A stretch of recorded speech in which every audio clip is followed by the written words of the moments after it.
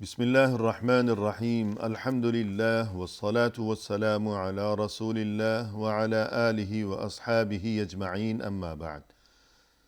ناظرین کرام، السلام علیکم ورحمۃ اللہ وبرکاتہ۔ تفہیم دین کی اس بزم کے ہمراہ ہم آپ کی خدمت میں حاضر ہیں۔ آج کی اس ملاقات میں ہمارا موضوع گفتگو ہے کائنات میں غور و فکر۔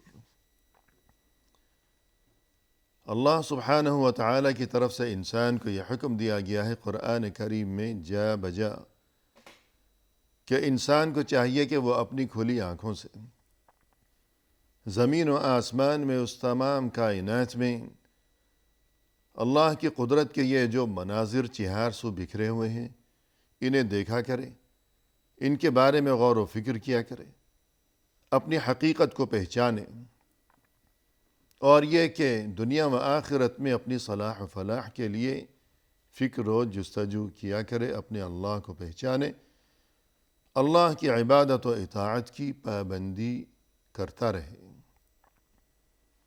ہمارے ساتھ تشریف فرما ہے محترم مہمان جناب شیخ سرور عالم صاحب، اور یہ کہ انہی محترم مہمان کی زبانی سے قبل گزشتہ ملاقات کے موقع پر اگرچہ ہم استفادہ کر چکے ہیں، لیکن آج کی اس ملاقات میں آئیے ناظرین دوبارہ اسی سلسلے کو مزید آگے بڑھایا جائے۔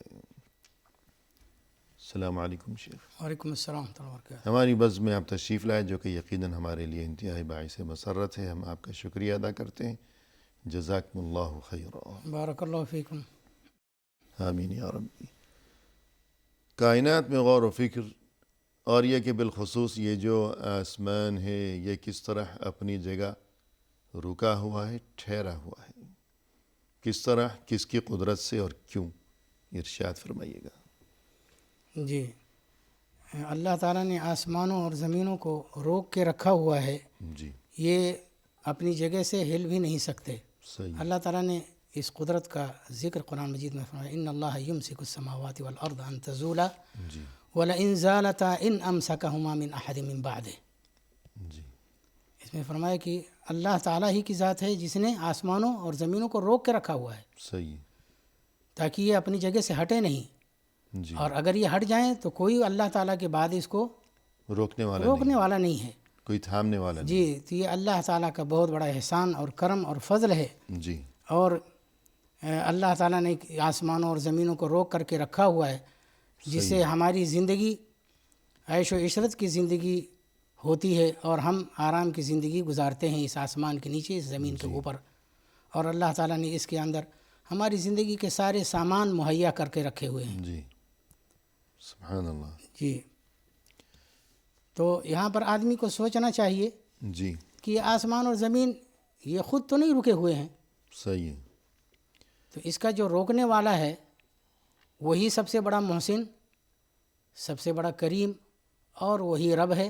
جی تو اسی کی عبادت بھی ہونی چاہیے، بے شک۔ اسی کو فریاد رسی کے لیے پکارنا چاہیے، اسی کے لیے نظر و نیاز ہونی چاہیے، اور جتنی بھی عبادات کی قسمیں ہیں سب اس کے لیے خاص ہونی چاہیے۔ جی کسی بھی عبادت، کسی بھی قسم کی عبادت کے اندر دوسرے کو شریک نہیں کرنا چاہیے، کیونکہ جب وہ سب سے بڑا محسن ہے، احسان والا ہے، تو ہماری ساری عبادتیں، ساری حرکتیں اسی کے لیے ہونی چاہیے۔ بالکل، کہ صرف اسی کے سامنے انسان اپنا سر جھکائے، جی اسی سے لو لگائے، اور یہ کہ اسی کو اپنا حاجت روا سمجھے اور اسی کو اپنا مشکل کشا سمجھے۔ جی تو انسان کو یوں سوچنا چاہیے، اس بات کو یوں سمجھنا چاہیے کہ انسان اپنے گھر میں جو زندگی بسر کیا کرتا ہے، کہ اپنے پلنگ پہ مثلاً آرام سے رات کو سوتا ہے، اگر وہی پلنگ لرزش کرنے لگے یا اس کا وہی گھر جو ہے وہ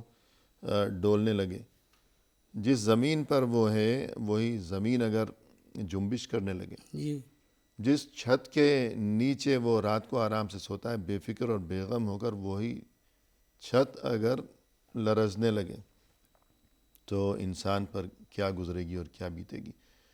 تو یہ تمام زمین و آسمان یہ بھی گویا کہ انسان کے لیے ایک طرح سے گھر ہے۔ تو یہ جو ہلتے نہیں ہیں، لرزتے نہیں ہیں، تو یہ اللہ کی طرف سے بہت بڑا احسان ہے۔ تو ان کا یہ ٹھہراؤ خود بخود نہیں ہے۔ غرض ہے کہ ہر چیز کو دیکھ کر انسان عبرت حاصل کرے اور اس چیز کو اللہ کا احسان عظیم سمجھے اور بہت بڑا فضل سمجھے. تو یہ قرآن کریم میں جا بجا حکم دیا گیا ہے. اور اگر یہ زمین و آسمان اور یہ قدرت کے مناظر اور کبھی صبح کبھی شام اور یہ کہ آتے جاتے موسموں کا یہ سفر، تو اسی میں ایک چیز گرمی اور سردی جی بھی ہے. تو انسان کبھی گرمی میں زندگی بسر کرتا ہے، کبھی سردی کا موسم آ جاتا ہے اور کچھ سوچتا ہی نہیں. تو سوچنا چاہیے. جی حکم دیا گیا ہے سوچنے کا کہ گرمی ہے تو کیوں ہے، کس کے حکم سے ہے، اور سردی ہے تو کیوں ہے. تو اس بارے میں فرمائیے گا کہ یہ بھی اللہ کی قدرت کی بڑی نشانیاں ہیں. جی، بلکہ کسی شاعر نے کہا ہے وفی کل شیء لہ آیۃ جی تدل علی انہ واحد. واحد. ہر چیز کے اندر نشانی ہے جی کہ اللہ تعالیٰ صرف ایک ہے، جی. وہی معبود برحق ہے. فیا عجبا کیف یعصی الہ جی ام کیف یجحدہ الجاحد. جاہد. جی کہ اتنی نشانیاں دیکھنے کے بعد بھی اگر کوئی اللہ کے وجود کا انکار کرتا ہے یا اللہ کو مانتا تو ہے لیکن اس کی نافرمانی کیا کرتا ہے، تو یہ تو بڑے تعجب کی بات ہے. جی، یہ جو سورج ہے اس کی روشنی میں جو ہم دن کے اندر اتنا سارا کام کرتے ہیں، اپنی روزی کا انتظام کرتے ہیں، اگر اس کے اندر کوئی گڑبڑی آ جائے، صحیح ہے. اللہ تعالیٰ اس کو روک لے جی اور کبھی جو ہے وہ پوری رات ہی ہو مسلسل، صحیح ہے. تو آدمی کیا کرے گا؟ یا ہے کہ صرف دن ہی دن ہو، رات کو ختم کر دے، جی تو بھی انسان کی زندگی اجیرن ہو جائے گی. جی قرآن مجید میں اللہ تعالیٰ نے یہ بیان فرمایا قل ارأیتم ان جعل اللہ علیکم اللیل سرمدا الی یوم القیامہ من الہ غیر اللہ یأتیکم بضیاء افلا تسمعون. جی فرمایا کہ کیا تم دیکھتے نہیں کہ اگر اللہ تعالیٰ تمہارے اوپر رات کو مسلسل بنا دے، پے در پے ہمیشہ رات ہی رات ہو جی قیامت تک، تو کون وہ معبود ہے اللہ تعالیٰ کے سوا جو روشنی لے کر کے آئے؟ کیا تم سنتے نہیں؟ سبحان اللہ. پھر فرمایا قل ارأیتم ان جعل اللہ علیکم النہار سرمدا الی یوم القیامہ. کہا کہ کیا تم دیکھتے نہیں کہ اگر اللہ تعالیٰ تمہارے اوپر دن کو پے در پے مسلسل بنا دے، صحیح ہے. رات آئے ہی نہیں، قیامت تک ایسے ہی رہے، من الہ غیر اللہ یأتیکم بلیل تسکنون فیہ. تو اللہ کے سوا کون سا معبود ہے جو تمہارے لیے رات لے کر کے آئے گا تاریکی کہ اس کے اندر تم سکون حاصل کرو. دن کے اندر جو تمہیں تکان ہوئی ہے، جو پریشانی ہوئی ہے، پھر اس تکان کو دور کرو. رات ہی میں تو ہم آرام کرتے ہیں تو ہماری تکان دور ہوتی ہے، جی تھکاوٹ ختم ہوتی ہے. تو رات آئے ہی نہیں تو کون لے کر کے آئے گا کہ تم اس کے اندر آرام کرو؟ افلا تبصرون. کیا تم دیکھتے نہیں؟ جی یعنی تم دیکھو ان آیتوں کو، نشانیوں کو، اور پھر اس کے بعد عبرت حاصل کرو. صحیح. تو ان دونوں آیتوں میں جہاں اللہ کی طرف سے یہ حکم دیا گیا کہ یہ جو رات ہے اس کے بارے میں غور و فکر کرو کہ اگر یہ ہمیشہ رہتی، اور دن کے بارے میں غور و فکر کرو کہ اگر یہ دن ہمیشہ ہی رہتا جی تو کیا بنتا تمہارا. تو جہاں اللہ کی اس قدرت کا تذکرہ کیا گیا ان دونوں آیتوں میں، ساتھ مزید جو اللہ کی طرف سے اعجاز ہے کہ جہاں دن کا اور روشنی کا تذکرہ کیا گیا تو افلا تبصرون، تبصرون ہے. جی کیا تم دیکھتے نہیں، اور جہاں رات کا تذکرہ کیا گیا تو افلا تسمعون، کیا تم سنتے نہیں. جی کیونکہ دن کے وقت انسان دیکھتا ہے دیکھتا ہے. اور رات کے وقت چونکہ ہر طرف سکوت اور خاموشی ہوا کرتی ہے تو انسان کی سماعت جو ہے وہ زیادہ کام کرتی ہے کہ آنکھیں تو اندھیرے میں کام نہیں کرتی، صحیح. کان کام کرتے ہیں. تو ہر چیز میں کیسا عجیب و غریب نکتہ ہے اللہ کی طرف سے. یہ اللہ تعالیٰ کے کلام کی خصوصیت ہے. جی اس کے اندر کتنی فصاحت اور بلاغت اور کتنی یعنی کہ اعجاز کی چیزیں ہیں. صحیح. آدمی اس میں غور و فکر کرے جی تو کون سا حرف کہاں پر مناسب تھا، جی تو وہ پھر اس کو پتہ چلے گا کہ یہ اللہ ہی کا کلام ہے، کسی بشر کا کلام نہیں ہو سکتا. یعنی جہاں رات کے بارے میں اللہ نے گفتگو فرمائی اور اپنی قدرت کی جانب متوجہ فرمایا، غور و فکر کی دعوت دی، وہاں اگر اللہ کی طرف سے یہ ارشاد ہوتا آخر میں کہ افلا تبصرون، کیا تم دیکھتے نہیں، تو رات میں تو اندھیرا ہے، رات میں تو انسان جو ہے وہ عام طور پر اسے کچھ نظر نہیں آتا. جی بالکل. تو وہاں فرمایا کہ افلا تسمعون، کہ کیا تم سنتے نہیں ہو کہ رات میں ہر طرف سکوت ہے. دن میں جو آوازیں نہیں بھی آتی وہی آوازیں رات کو جب سب خلق خدا سو جاتی ہے، گہری نیند اور سکوت چھا جاتا ہے، سناٹا، تو ذرا سی بھی کہیں کوئی چیز گر جائے یا کچھ بھی کچھ ہو تو فوراً دور دور تک آواز جاتی ہے. تو اللہ کا کلام ہے عجیب و غریب. عجیب غریب ہے. یعنی اس زمانے میں جب قرآن نازل ہوا اتنے فصحا اور بلغا اور عربی داں تھے کہ آج کا عربی جاننے والا تو ان کے سامنے کچھ بھی نہیں ہے. جی صحیح. لیکن وہ سارے حیران و پریشان ہو گئے اس کلام کے نظم کو دیکھ کر کے اور اس کی ترتیب کو دیکھ کر کے، اور کس طرح سے اللہ تعالیٰ نے تمام کلمات اور حروف کا انتخاب کیا ہے کسی انسان کی استطاعت میں نہیں. صحیح. اسی لیے وہ تاریخ میں آتا ہے سیرت میں کہ 3 بڑے بڑے کافر قریش مکہ کے، جی وہ اللہ کے رسول صلی اللہ علیہ وسلم جب رات میں تلاوت فرماتے تھے تو وہ سننے کے لیے جی کان لگاتے تھے، کان لگاتے تھے، چھپ چھپ کے اور جاتے چھپ چھپ کے جاتے تھے. ایک کو دوسرے کے بارے میں پتہ نہیں ہوتا تھا. جی. سب اپنی اپنی ایک جگہ مخصوص کیے ہوئے تھے اور وہاں پر سنتے، یہاں تک کہ سنتے سنتے فجر کا وقت ہو گیا. جی تو وہاں سے جب نکلے تو راستے میں ایک ہی جگہ مٹبھیڑ ہو گئی. جی. بھئی کدھر گئے تھے؟ سامنا ہو گیا. سامنا ہو گیا. جی تو بات یہاں تک پہنچی کہ ہم گئے تھے وہ کیا پڑھتے ہیں اس کو سننے کے لیے، جی محمد کیا تلاوت کرتے ہیں صلی اللہ علیہ کیونکہ ادب کے وہ سبھی دل دادا تھے. جی. تو پھر کہا کہ یہ تو بہت غلط بات ہے، یہ کمزور ایمان کے لوگ جو دیکھیں گے جی تو پھر وہ تو ان کا ایمان گڑبڑ ہو جائے گا اور اس قرآن پر جو ہے ایمان لے آئیں گے. جی کہ وہ سوچیں گے ہمارے سردار ہی جو ہے چھپ چھپ کے سننے جاتے ہیں تو اس لیے آپ وعدہ اور کرو ہمیں کہتے ہیں کہ مت سنو. جی تو وعدہ کرو کل نہیں آنا ہے. صحیح. اچھا ٹھیک ہے، وعدہ کر کے چلے گئے. پھر اس کے بعد تینوں اپنی اپنی جگہ پر آئندہ پھر رات میں پہنچ گئے. جی اور ڈرتے تھے کہیں دوسرا نہ دیکھ لے. کوئی دوسرا نہ دیکھ لے. صحیح. یہاں تک 3 رات ایسے کیا. تیسری رات جب صبح ہو گئی اور پھر مٹبھیڑ ہو گئی جی تو انہوں نے کہا کہ یہ تو بہت کام خراب ہو رہا ہے، صحیح ہے. اب بالکل نہیں جانا ہے. تو پکا وعدہ کیا. اس کے بعد پھر نہیں گئے. جی انہی میں سے ایک آدمی آیا ابو جہل کے پاس. جی تو ابو جہل کے پاس آیا تو کہا کہ آپ نے کلام سنا ہے تو آپ یہ فرمائے ہم تو گئے نہیں اب سننے کے لیے، لیکن آپ کچھ اپنا بتلاؤ تو تبصرہ کرو. جی وہ دوسرے سے بھی پوچھا تو انہوں نے کہا بھائی ایسا کلام ہم نے نہیں سنا ہے. صحیح ہے. ابو جہل سے جب پوچھا کہا ٹھیک ہے ہم نے بھی ایسا کلام نہیں سنا ہے، لیکن آج تک ہمارا یہ تھا کہ محمد صلی اللہ علیہ وسلم کا جو خاندان تھا، قبیلہ، دونوں قریشی تھے، لیکن جس شاخ کے وہ ہیں اور ہماری جو شاخ ہے دونوں بالکل برابر سرابر چل رہے تھے مقابلے میں. جی نہ وہ آگے ہوتے تھے نہ ہم کبھی آگے ہوتے، دونوں ساتھ ساتھ چلتے تھے. لیکن اب جب ان کے اندر ایک آدمی ایسا پیدا ہو گیا جس نے نبوت اور رسالت کا دعویٰ کیا تو ہم میں کون ایسا ہے جو نبوت اور رسالت کا دعویٰ کر سکتا ہے؟ صحیح ہے. تو ہم تو اب ان کا جو ہے وہ مقابلہ نہیں کر سکتے. اسی لیے اس نے قسم کھائی کہ بھلے وہ حق ہے لیکن ہم اس کو مان نہیں سکتے. صحیح ہے. یعنی گویا کہ یہ عناد ہے اور عناد صرف وہی ہے کہ دل جو ہے اس کا اندھا ہو چکا تھا، بصیرت نہیں تھی. صحیح ہے.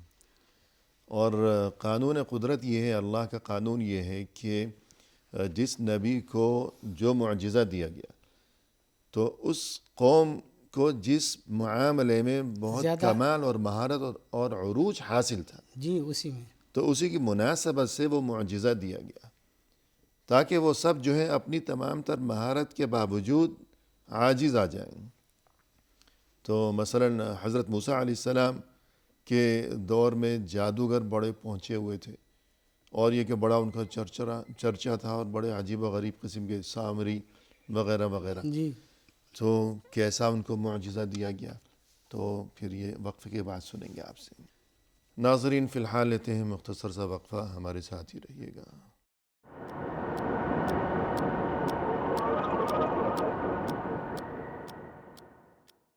محترم ناظرین، وقفے کے بعد ہم حاضر خدمت ہیں. آئیے سلسلے گفتگو کو آگے بڑھایا جائے اپنے مہمان کی زبانی. شیخ، وقفے سے قبل گفتگو یہ چل رہی تھی اللہ کی قدرت کی نشانیاں اور کائنات میں غور و فکر. قرآن کریم میں جہاں اللہ کی قدرت کے مناظر میں غور و فکر کی دعوت دی گئی ہے تو قرآن کریم میں اللہ کی طرف سے جو خود یہ اسلوب ہے اور یہ جو انداز ہے یہ خود اللہ کی قدرت کی بہت بڑی نشانی ہے. اور تذکرہ یہ چل رہا تھا کہ حضرت موسیٰ علیہ السلام کو جو معجزہ دیا گیا وہ کیسا تھا اور ہماری گفتگو سے اس کی کیا مناسبت ہے، اس بارے میں فرمائیے. جی مناسبت یہ ہے کہ اللہ تعالیٰ نے اسی طرح سے جب نبی صلی اللہ علیہ وسلم کی قوم کو عربی زبان میں فصاحت اور بلاغت اور ہر اعتبار سے ان کو فوقیت حاصل تھی. صحیح. اور وہ اپنی زبان میں بہت ہی ماہر تھے، یہاں تک کہ اپنے کے غیر کو عجم کہتے تھے، یعنی کہ گونگا. صحیح ہے. تو اللہ تعالیٰ نے ایک ایسا کلام ان کے اوپر اتارا جی. کہ ہر ایک کے جو ہے سر نیچے ہو گئے، سب عاجز آ گئے. عاجز آ گئے، اور یہ سمجھ کر کے بھی لیکن عناداً جو ہے جی. وہ ایمان نہیں لائے. یعنی اپنی تمام تر فصاحت و بلاغت کے باوجود کہ ان میں سے ہر کوئی پہنچا ہوا ادیب تھا، شاعر تھا، خطیب تھا، لیکن تمام تر فصاحت و بلاغت کے باوجود، اور یہ کہ اپنی تمام تر خواہش و کوشش کے باوجود، اور یہ کہ دین اسلام اور پیغمبر اسلام کے خلاف اپنی تمام تر عداوت و نفرت اور دشمنی کے باوجود، وہ سب کے سب قرآن جیسا کلام لانے سے عاجز و قاصر ہی رہے، حالانکہ انہیں قرآن کریم میں اللہ کی طرف سے بار بار چیلنج کیا گیا. تحدی کا پہلو ہے قرآن کریم. جی. تو یہ چیز خود اپنی جگہ اللہ کی قدرت کی بہت بڑی نشانی ہے. تو پھر یہ جو موسموں کا آنا جانا، اس میں اللہ کی قدرت کی ایک نشانی کا پہلو یہ بھی ہے کہ گرمی اور سردی، اگر غور کیا جائے تو یہ موسم اچانک سے نہیں بدل جاتے کہ رات کو آدمی سویا تو بہت سخت گرمی تھی اور صبح اٹھا تو ایک دم گویا کہ برف باری ہو رہی ہے. تو بلکہ اس میں تدریج کا پہلو ہے. جی. تو اس میں کیا حکمت ہے؟ دیکھیں، ایک تو یہ ہے کہ گرمی اور سردی، جی. یہ دونوں ایسی چیزیں ہیں کہ انہی کی وجہ سے جتنے بھی جاندار اس زمین کے اوپر رہتے ہیں ان کی زندگی قائم ہے. صحیح. بلکہ جو نباتات ہیں، جو اشجار ہیں، جو پھل فروٹ ہیں، کھیتیاں ہیں، جی. سب کا دار و مدار اسی گرمی اور ٹھنڈی کے اوپر ہی ہے. اگر یہ نہ ہو جی. تو یہ ساری چیزیں بھی نہیں ہوں گی. صحیح. اچھا، پھر یہ حکمت کہ ایک بیک ٹھنڈی نہیں آتی ہے جی. یا ایک بیک گرمی نہیں آتی ہے، تدریجی طور پر دھیرے دھیرے دھیرے دھیرے جو ہے موسم بدلتا ہے. جی. کیونکہ ایک بیک اگر بدلتا تو انسان کا جو مزاج اور اس کا جسم برداشت نہیں کر سکتا تھا. صحیح. اور دیگر مخلوقات بھی. جی، بیمار ہو جاتے. کھیتیاں وغیرہ بھی. جی، بیمار ہو جاتے. صحیح. مثال کے طور پر ایک آدمی جیسے بہت ہی گرم غسل کر کے اگر نکلے جی. اور باہر بالکل ٹھنڈا ہو، برف باری ہو رہی ہو، صحیح ہے. تو پھر وہ فوراً ہی اس کا جسم اس کو ایکسیپٹ نہیں کر سکتا ہے، جی. وہ بیمار ہو جائے گا. گرم سرد ہو جائے گا. جی. تو اور اس کی وجہ سے بہت سے امراض، بہت سی بیماریاں لاحق ہوتی ہیں. جی. کہتے ہیں کہ فلاں جو ہے وہ گرم سرد ہو گیا، اور شل بھی ہو سکتا ہے، فالج بھی ہو سکتا ہے. جی. جی، بہت کچھ. اور یہ معاملہ صرف انسان تک محدود نہیں ہے یا دیگر حیوانات تک محدود نہیں ہے، بلکہ تمام کائنات کا یہی معاملہ ہے. جی. کہ یہ کھیتیاں ہیں، باغات ہیں، تو انہیں گرمی بھی چاہیے، سردی بھی چاہیے، اور یہ کہ مختلف موسموں کی ہوا ان پر چلنی چاہیے، اور انہیں سورج کی دھوپ اور گرمی بھی چاہیے، اور انہیں چاند کی جو روشنی ہے وہ بھی چاہیے. تو یہ تمام چیزیں جو ہیں اگر اچانک سے ایک دم گرمی سے سردی اور سردی سے گرمی ہو گئی تو یہ سبھی کچھ جو نظام کائنات ہے گویا کہ یہ سب درہم برہم ہو جائے گا، بگڑ جائے گا، خراب ہو جائے گا. تو نہ صرف یہ کہ گرمی اور سردی اور چاند اور سورج یہ اللہ کی قدرت کی بڑی نشانیاں ہیں، اور یہ موسم اللہ کی قدرت کی بڑی نشانیاں ہیں، بلکہ مزید یہ کہ موسم بدلنے میں جو اتنا وقت لگتا ہے، مہینوں لگ جاتے ہیں، تو یہ جو تدریج ہے یہ خود اپنی جگہ اللہ کی قدرت کی بڑی نشانی ہے. جی. اور اس کے علاوہ اللہ کی قدرت کی نشانیوں میں سے ایک بڑی چیز ہے آگ. اس بارے میں کچھ فرمائیے گا. جی. آگ جو ہے اس کے بہت سارے فوائد ہیں. جی. جیسا کہ ابھی آگے آئے گا. اور پہلی تو حکمت یہ ہے کہ اللہ تعالیٰ نے آگ کو جو ہے ایک دم پانی اور ہوا کی طرح ظاہر نہیں کیا. جی. بلکہ یہ بہت عجیب چیز ہے. جی. کبھی ظاہر ہوتی ہے، کبھی چھپی رہتی ہے. جب ضرورت پڑے انسان کو تو ظاہر کر لیتا ہے. جی بالکل. صحیح. تو یہ اختفاء اور ظہور کے درمیان ہے. جی. اور یہ اس کے اندر بہت بڑی حکمت ہے. یعنی اس بات کو مزید یوں واضح کیا جا سکتا ہے کہ جیسے پانی ہے. جی. جیسے ہر پانی ایک دیکھتا ہے پانی کو، بارش برس رہی ہے، زمین پر سمندر ہے، دریا بہہ رہے ہیں، یا پانی کو جہاں گویا کہ اسٹور کیا گیا بڑے بڑے ٹینک ہیں.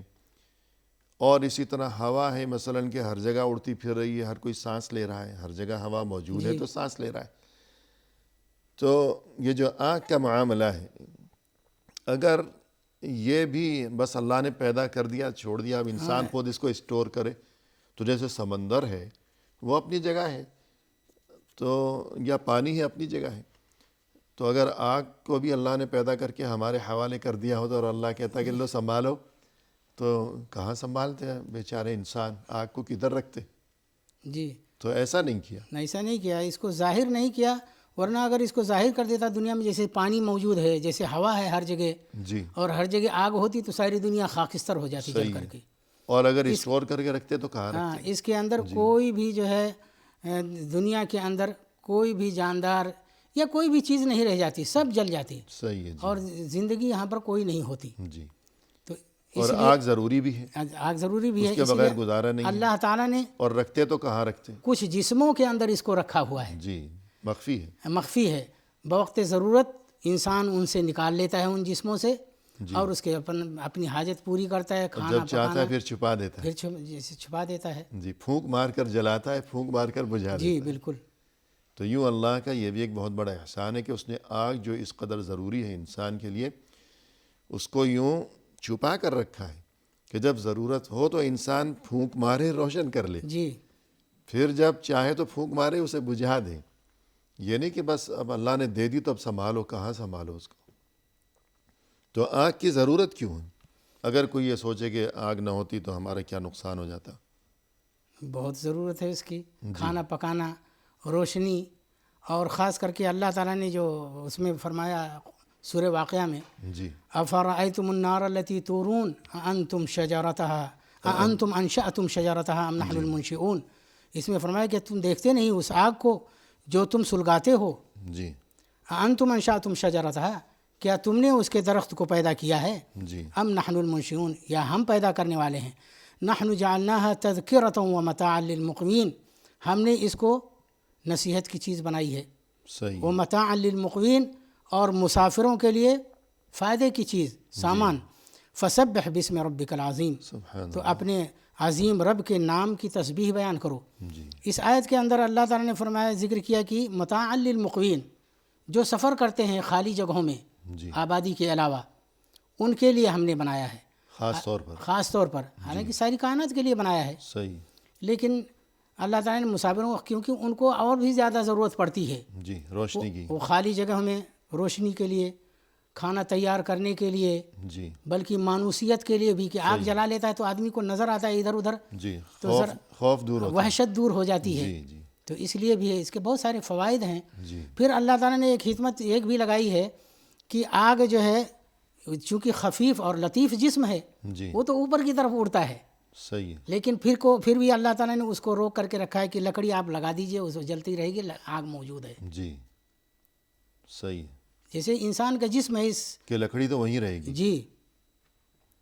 اور اللہ کی طرف سے یہ گویا کہ یہ بھی ایک احسان بیان کیا گیا جی بالکل، کہ یہ آگ جو ہے یہ بھی اللہ کی طرف سے بطور احسان اس چیز کا تذکرہ کیا گیا کہ یہ بھی گویا کہ ایک نعمت ہے تمہارے لیے اللہ کی طرف سے۔ اچھا، مقوین کے بارے میں مفسرین نے یہ بھی لکھا ہے کہ یہاں پر مسافرین کے لیے اس لیے بھی کہا ہے کہ اللہ تعالیٰ خبردار کرنا چاہتا ہے دنیا والوں کے لیے کہ تم جو دنیا میں موجود ہو، یہ حالت سفر ہے، صحیح ہے، یہ اقامت حقیقی نہیں ہے، جی بلکہ تم لوگوں کو دنیا چھوڑ کر کے جانا ہے، اس لیے سارے کے سارے تم مسافر ہو، جی، یہ منزل نہیں ہے، یہ منزل نہیں یہ ہے، مسافر خانہ ہے، مسافر خانہ ہے۔ جی صحیح ہے۔ اور اس کے علاوہ اس میں یہ بھی سبق ہے کہ انسان اگر آگ کو دیکھے تو جہنم کی آگ کو یاد کرے، جی بالکل، یہ بھی ہے۔ اور یہاں کی جو گرمی ہے بلکہ وہ جو جہنم کی گرمی ہے، اللہ ہم سبھی کو محفوظ رکھے اس کے بارے میں تو فرمایا کہ اس سے 70 گنا زیادہ اس کی حدت و شدت اور تپش ہوگی۔ اب اگر یہ آگ نہ ہوتی تو کیسے ہم پتہ لگاتے، جو اللہ کے رسول صلی اللہ علیہ وسلم نے فرمایا کہ 70 گنا زیادہ جی، اور جو تیز ہے۔ قرآن میں بار بار فرمائے کہ ان کے لیے آگ ہے، ان کے لیے آگ ہے، اس آگ سے ڈرو، واتقوا النار التی اعدت للکافرین۔ تو اگر آگ کا دنیا میں وجود ہی نہ ہوتا تو انسان کس طرح سمجھتا نصیحت حاصل کر، جی کہ یہ آگ کیا چیز ہے؟ پھر مزید یہ کہ روزمرہ کی زندگی میں کھانا پکانا، اور یہ کہ رات کے وقت جو ہے روشنی کی ضرورت ہوتی ہے انسان کو، تو اگر یہ آگ نہ ہوتی، روشنی نہ ہوتی، تو گویا انسان کی آدھی زندگی تو گویا یوں گزر جاتی جیسے قبر میں ہے۔ تو یہ آگ کے مزید فوائد وغیرہ اور یہ کتنی بڑی نعمت ہے، اس بارے میں کچھ فرمائیے گا۔ جی، اور پہلی بات تو یہ کہ صرف انسان اور کسی مخلوق کو آگ کی پوری ضرورت نہیں۔ زندگی کے کسی بھی مرحلے پر کوئی ایسی مخلوق، کوئی ایسا حیوان، کوئی جانور اس دنیا میں ایسا نہیں ہے کہ پیدائش سے موت تک اس کو زندگی کے کسی مرحلے پر بھی آگ کی ضرورت ہو، ہے ہی نہیں۔ بلکہ جو درخت اور نبات ہیں ان کو بھی ضرورت نہیں ہے۔ جی، ان کو بھی ضرورت نہیں ہے۔ جی اور جتنے جانور ہیں آپ سوچ لیجئے، کچھ تو ایسے ہیں کہ جو گوشت کھاتے ہی نہیں ہیں، گھاس پھوس کھاتے ہیں۔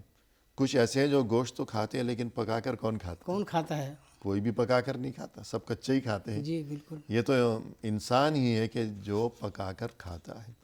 تو یہ بھی اللہ کی قدرت کی بڑی نشانی ہے، اور بطور خاص انسان پر یہ احسان عظیم ہے کہ آگ کی نعمت سے انسان کو نوازا۔ تو پہلا فائدہ تو یہ کہ انسان اس سے کھانا پکاتا ہے، جی اور مزید اس کے علاوہ رات کا اندھیرا چھایا ہوا ہے، فرض کیجئے کوئی بیمار پڑ گیا، کیا کرے گا اگر روشنی نہ ہوتی؟ پڑھنے لکھنے کی ضرورت ہے رات میں، جی، کسی کو مطلب کوئی بیمار ہے اس کو علاج کی ضرورت ہے، روشنی نہیں ہوگی تو کیسے کریں گے؟ صحیح ہے۔ یا کوئی سلائی کڑھائی کر رہا ہے، جی، دن میں اس کو نہیں موقع ملا تو رات میں صحیح ہے، وہ اس روشنی کے ذریعے سے مدد لیتا ہے اور اس کے بعد وہ اپنا کام پورا کرتا ہے۔ صحیح ہے۔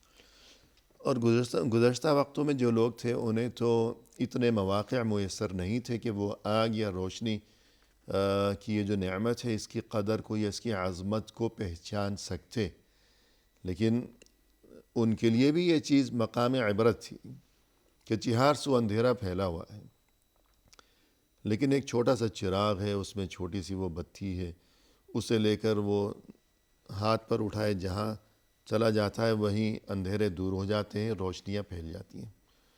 گویا کہ تمام کائنات میں، زمین و آسمان میں جو ہے اندھیرے ہیں، اندھیروں کا راج ہے، لیکن اتنی سی چیز وہ اپنے ہاتھ میں اٹھائے جہاں جاتا ہے وہاں منظر ہی بدل کر رہ جاتا ہے۔ تو یہ کتنا بڑا سبق اور ہے، ایک جبکہ آج کے دور میں جی تو کہنا ہی کیا، سبحان اللہ۔ اس میں اور ایک اور بڑا سبق یہ ہے کہ ایک ہی چراغ ہے چھوٹا سا، جی، اس سے کروڑوں اربوں چراغ آپ جلا دیں لیکن چراغ سے چراغ، اس کی آگ ختم نہیں جی، ہوگی، وہ اپنی جگہ برقرار اپنی جگہ پہ برقرار رہے گی، اور لاکھوں کروڑوں اربوں جو ہے چراغ اس سے جل جائیں گے۔ چلتے چلے جائیں گے۔ جی، تو ابھی وقت یعنی کہ ایسا تو ہونا چاہیے کہ وہ جلائے تو ختم ہو جائے لیکن ختم نہیں ہوتا۔ ختم نہیں، بلکہ اور گویا کہ وہ جلاتا چلا جی جاتا۔ بالکل۔ ناظرین کرام، فی الحال لیتے ہیں مختصر سا وقفہ، ہمارے ساتھ ہی رہیے گا۔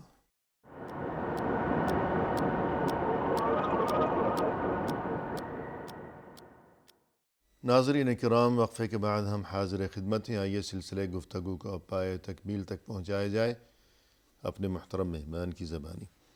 شیخ، جیسا کہ آج کی اس ملاقات میں ہمارا موضوع گفتگو ہے کائنات میں غور و فکر، اس بارے میں آپ نے جو مختلف آیات و احادیث کی روشنی میں گفتگو فرمائی، تو اسی سلسلے کو مزید آگے بڑھائیے گا۔ جی، جیسے ان تمام چیزوں کا بیان کرنے کا جو مقصود ہے جی، وہ آپ نے جیسے اس کی طرف اشارہ کیا ہے کہ اللہ تعالیٰ کی پہچان لوگوں کو حاصل ہو، معرفت، صحیح، اور اس کے بعد یہ پتہ پائیں کہ اس کا حق کیا ہوتا ہے ہمارے اوپر۔ صحیح، تو ظاہر سی بات ہے کہ اللہ کا حق ہمارے اوپر جو ہے کہ ہم صرف اسی کی عبادت کریں، جی، اس کی عبادت میں شریک نہیں کریں۔ صحیح، اور اس بارے میں ایک حدیث میں سنانا چاہتا ہوں کہ شرک کی جو ہے یا توحید کی اہمیت معلوم ہو، اور شرک کی کتنی سنگینی ہے وہ پتہ چلے۔ جی، حضرت عبداللہ بن عمرو بن عاص رضی اللہ عنہما کی روایت ہے مسند احمد بن حنبل میں، اسی طرح سے الادب المفرد بخاری کی، جی، اور کتاب الدعاء جو طبرانی کی ہے اس کے اندر ہے، صحیح سند کے ساتھ جی، یہ حدیث موجود ہے۔ عبداللہ بن عمرو بن عاص رضی اللہ تعالیٰ عنہما فرماتے ہیں کہ ہم لوگ جو ہے نبی صلی اللہ علیہ وسلم کی مجلس میں بیٹھے ہوئے تھے، جی، ایک دیہاتی آئے تو وہ بہت ہی خوبصورت سبز کلر کا جو ہے جبہ پہنے ہوئے تھے، جی، اس میں پھر ریشم کے گوٹ وغیرہ لگے ہوئے تھے، گھنڈیاں لگی ہوئی تھیں، صحیح، یعنی بڑا ہی خوبصورت اور آدمی ہے دیہاتی۔ جی، تو رسول اللہ صلی اللہ علیہ وسلم نے اس کی طرف دیکھا، جب وہ قریب آ کر کے کھڑے ہوئے، رسول اللہ صلی اللہ علیہ وسلم نے جب دیکھا تو اس کے بعد جو ہے صحابہ کرام سے کہا کہ ان صاحبکم ھذا یرید ان یرفع کل راع ابن راع صحیح. ویضع کل فارس ابن فارس. جی. تمہارا یہ ساتھی چاہتا ہے کہ جو خاندانی شہسوار ہے اس کو نیچا کر دے جی. اور جو خاندانی گڑریا ہے جانور چرانے والا اس کو اوپر کر دے. جی. پھر رسول اللہ صلی اللہ علیہ وسلم نے ان کے جو ہے جبے کو پکڑا دیہاتی کے زور سے اپنے ہاتھ سے، اور اس کے بعد کہا کہ الا ارى علیک لباس من لا یعقل، جی. میں کیا تم نہیں دیکھ رہا ہوں کہ تم بے عقلوں کا جو ہے لباس پہنے ہوئے پوشاک، یعنی تم دیکھ دیہاتی آدمی اور اس طرح سے ریشم سے بنا گوٹ لگے ہوئے اور اتنا خوبصورت سبز کلر کا پہن کے آئے ہو. جی. تو نبی صلی اللہ علیہ وسلم نے ناگواری کا اظہار کیا کہ یہ چیز ٹھیک نہیں ہے. صحیح. اچھا، پھر اس کے بعد جو ہے رسول اللہ صلی اللہ علیہ وسلم نے صحابہ کرام سے فرمایا کہ دیکھو ان نبی اللہ نوحً، کہ اللہ کے نبی نوح علیہ السلام کے پاس جب یعنی کہ جب موت ان کی قریب آئی تو اپنے بیٹے کو نصیحت کی. صحیح. وہ وصیت میں جو ہے تمہارے سامنے بیان کرنا چاہتا ہوں. جی. تو اللہ کے رسول صلی اللہ علیہ وسلم شروع کیا کہ نوح علیہ السلام نے اپنے بیٹے سے کہا انی قاص علیک الوصیہ، الوصیہ کہا صحیح. کیونکہ وہ بہت ہی اہم وصیت تھی، تو اس کو خاص کر کے انی قاص علیک وصیۃ نہیں، جی. الوصیہ کہا. صحیح. بہت اہم وصیت معرفہ. جی بیان کرنا چاہتا ہوں، اور بہت لمبی وصیت نہیں ہے. آمرک بسنتین وانہاک عن سنتین، جی. 2 چیزوں کا حکم دیتا ہوں تم کو اور 2 چیزوں سے روکتا ہوں. آمرک بلا الہ الا اللہ، اس میں کلمہ توحید کی فضیلت آ رہی ہے. جی. آمرک بلا الہ الا اللہ، میں لا الہ الا اللہ کلمہ توحید کا حکم دیتا ہوں. صحیح ہے. فإن السماوات السبع والأراضين السبع لو وضعت في كفة ووضعت لا الہ الا اللہ في كفة لرجحت بهن لا الہ الا اللہ. سبحان اللہ. کہا کہ اگر یہ آسمان ساتوں اور ساتوں زمین ایک پلڑے میں ترازو کے رکھ دیے جاتے جی.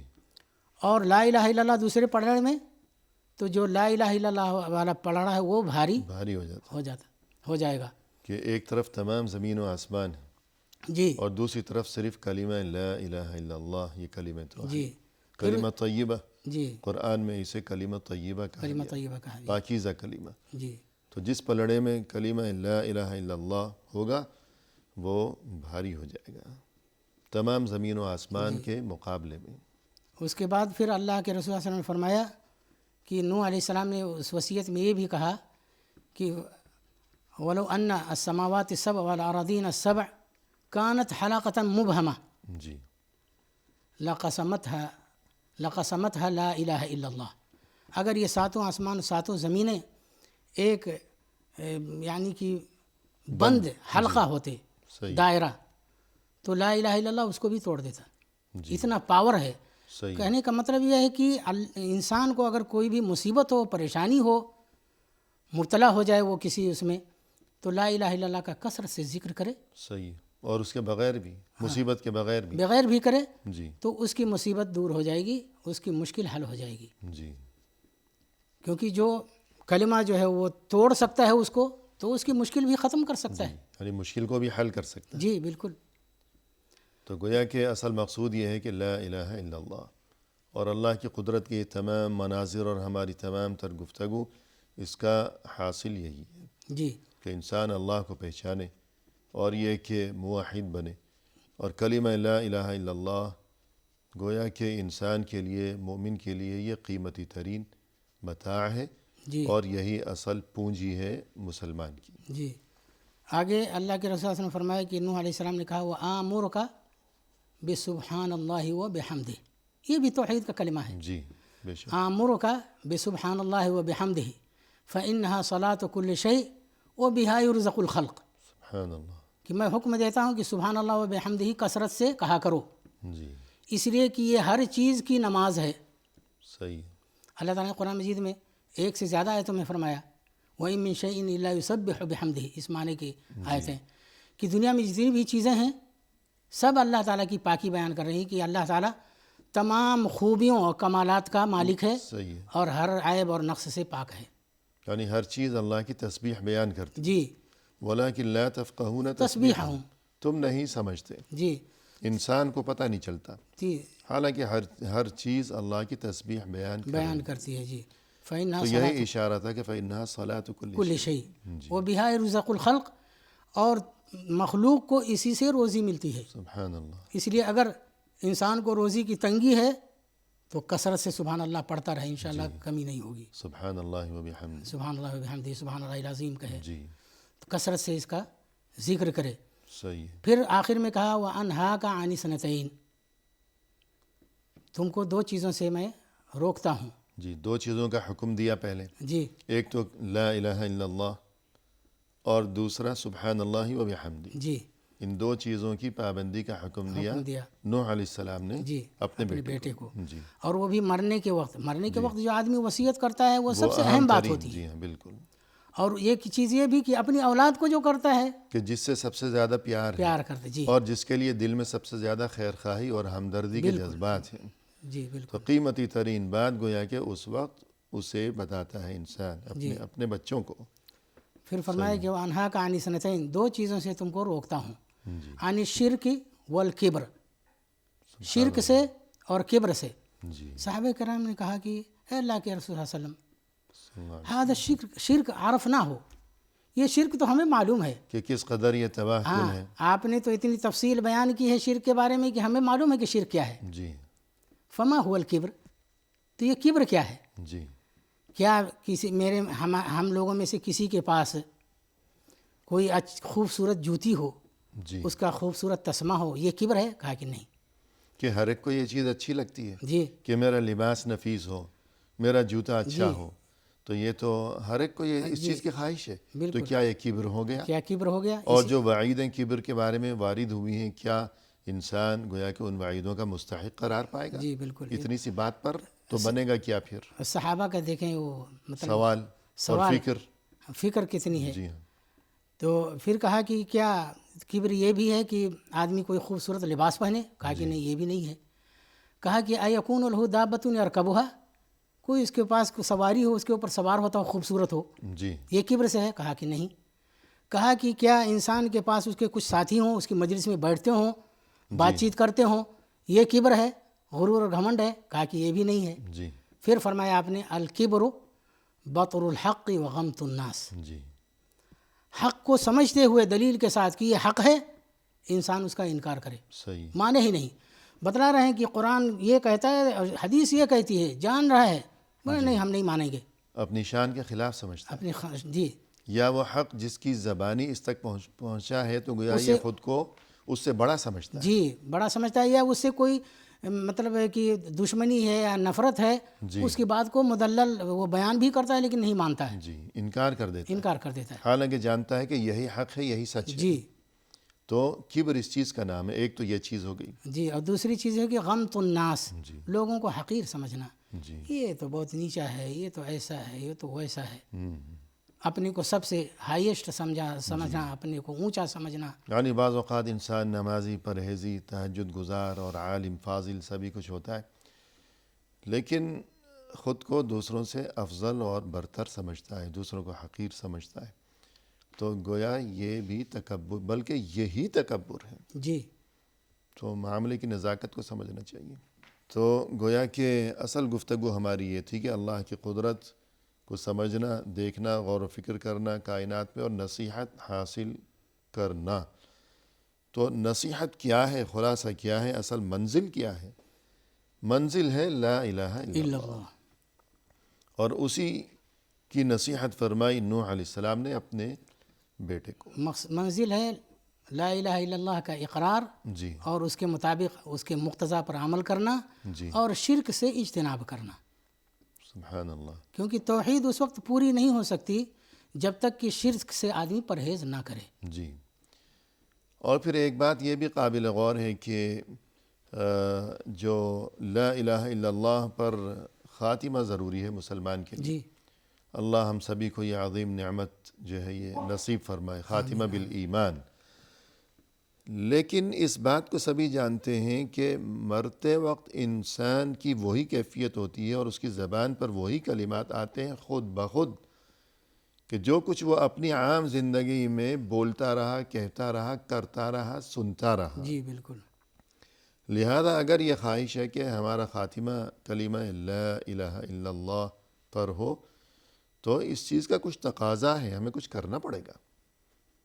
کرنا یہ پڑے گا کہ ہم زندگی بھر خود کو اس کا عادی بنائیں، جی اٹھتے بیٹھتے چلتے پھرتے سوتے جاگتے، بالخصوص رات کو سوتے وقت انسان کلمہ لا الہ الا اللہ کی کثرت اور اس کا ورد کرتے کرتے سویا کرے کہ نہ معلوم اس کی یہ نیند جو ہے یہ ہمیشہ کی نیند کے ہمیشہ کے لیے سویا ہی پڑا رہ جائے۔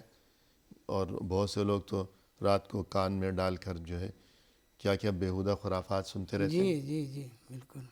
اور بہت سے لوگ کہتے ہیں کہ وہ ماہر نفسیات نے ہمیں کہا ہے کہ کامیڈی دیکھ کے سویا کرو تو اس سے اچھے گویا کہ صحت اچھی رہتی ہے۔ یہ کلمہ لا الہ الا اللہ کلمہ توحید جی اتنی اہمیت کی حامل ہے صحیح ہے، کہ آدمی ایک دو سبق سے نہیں اس کو حاصل کر سکتا ہے، جی وہ اس کی پوری زندگی ہی پیریڈ ہے، صحیح اس کی زندگی اسی توحید کے تقاضے پر اور اس کو سیکھنے میں اس کے عمل کرنے میں۔ جب دنیا میں آیا تو اشہد ان لا الہ الا اللہ کی آواز اس کی سماعت سے ٹکرائی، اذان اس کے کان میں کہی گئی دی گئی، اور دنیا سے رخصتی کے وقت بھی لا الہ الا اللہ، تو درمیان کا سارا عرصہ بھی اسے اس کلمے پر گویا کہ مداومت اور ہمیشگی اختیار کرنی چاہیے۔ پروگرام کے اختتام پر ہم تہہ دل سے آپ کے شکر گزار ہیں کہ آپ تشریف لائے، آپ نے نہایت مؤثر اور عمدہ انداز میں رہنمائی فرمائی۔ ہماری دعا ہے کہ اللہ تعالیٰ آپ کے علم میں، آپ کے عمل میں، آپ کی عمر میں مزید خیر و برکت عطا فرمائیں۔ جزاکم اللہ تعالی خیرا۔ آمین، بارک اللہ فیکم۔ اللہ تعالیٰ اس پروگرام کو سب کے لیے مفید بنائے اور سب کو نفع پہنچائے۔ آمین یا رب۔ اسی کے ساتھ محترم ناظرین، اختتامی موقع پر تہ دل سے ہم آپ کا بھی شکریہ ادا کرتے ہیں کہ آپ نے ہمارا یہ پروگرام دیکھا، اور اس دعا کے ساتھ کہ اللہ تعالی ہم سبھی کو دنیا و آخرت کی ہر خیر و خوبی سے نوازیں اور ہر پریشانی سے اپنے حفظ و امان میں رکھیں۔ فی امان اللہ، وآخر دعوانا ان الحمد للہ رب العالمین۔